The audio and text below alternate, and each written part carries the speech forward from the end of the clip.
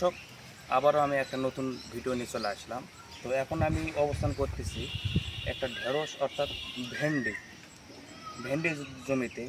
তো এই ঢেঁড়স অথবা এই ভেন্ডির যে মূল সমস্যাটা সেটা হচ্ছে কি, আপনারা যখন ভেন্ডি অথবা ঢেঁড়স রোপণ করবেন তখন আপনার যা হচ্ছে রোপণ করার সময় যেন বেশি ঘন না হয়, অর্থাৎ যাতে আলো বাতাস জানে বের হওয়ার সুযোগটা যেন থাকে। সেক্ষেত্রে কি হবে, আপনার ঢেঁড়সের গাছে যদি ফুল আসে সেক্ষেত্রে কিন্তু আপনার এই ভেন্ডির গাছটা কিন্তু ফুলটা কিন্তু নষ্ট হয় না।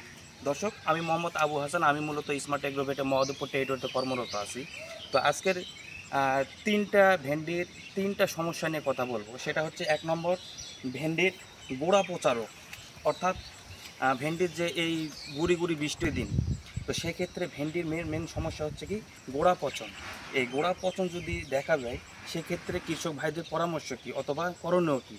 আমরা যদি দেখি ভেন্ডি গাছের গোড়া পচন লেগে গেছে, সেক্ষেত্রে কি করব, গাছটাকে ভালোভাবে দেখব যে এই গাছটাতে ভেন্ডি আপনার যা হচ্ছে গোড়া পচন রোগ লেগেছে। সেক্ষেত্রে আমরা কি করব, কার্বেন্ডাজিম অর্থাৎ স্মার্ট এগ্রোভেটের মাইক পার লিটার পানিতে 2 গ্রাম হারে আমরা স্প্রে সুন্দর করে ভেন্ডির পুরো গাছ সহকারে গোড়া পর্যন্ত স্প্রে দিব।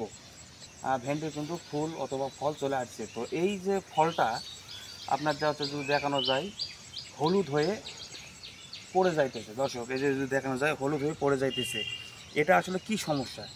এটা হচ্ছে আবার একটা দেখা যায় যে 2 নম্বর জাপ পোকা। ভেন্ডির যে জাপ পোকাটা দেখা যায়, এই যে প্রচুর পরিমাণ কিন্তু জাপ পোকার আক্রমণ করেছে ভেন্ডির গাছটাতে। দর্শক একটু যদি দেখানো যায়, তো এই জাপ পোকা যদি আপনার ভেন্ডির গাছে যদি আক্রমণ করে সেক্ষেত্রে কি করব, ইমিডাক্লোপিড অর্থাৎ স্মার্ট এগ্রোভেটের স্মার্ট পিট আমরা পার লিটার পানিতে 0.5 মিলি হারে স্প্রে দেব। দিলে কী হবে, আমাদের যে জাপ পোকাটা এটা কিন্তু আক্রমণটা থাকবে না প্রিয় দর্শক। অথবা সাদামাছি অর্থাৎ সাদামাছি, আরেকটা মেন সমস্যা হচ্ছে কি ভেন্ডির সাদামাছি দমনে।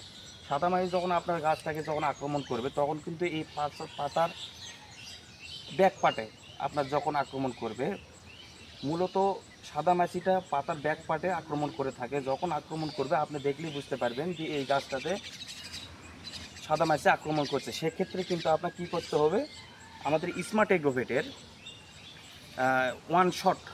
ওয়ান শট নামে একটা প্রোডাক্ট আছে, সেটা হচ্ছে 10 গ্রাম 1 ট্যাঙ্কি পানি, অর্থাৎ 16 লিটার পানিতে 10 গ্রাম হারে আপনি স্প্রে দিবেন। তাহলে কি হবে, এই সাদামাছি থেকে আপনি রক্ষা পাবেন। তো সাদামাছি লাগলে আপনার কীভাবে বুঝবেন যে সাদামাছি লাগছে?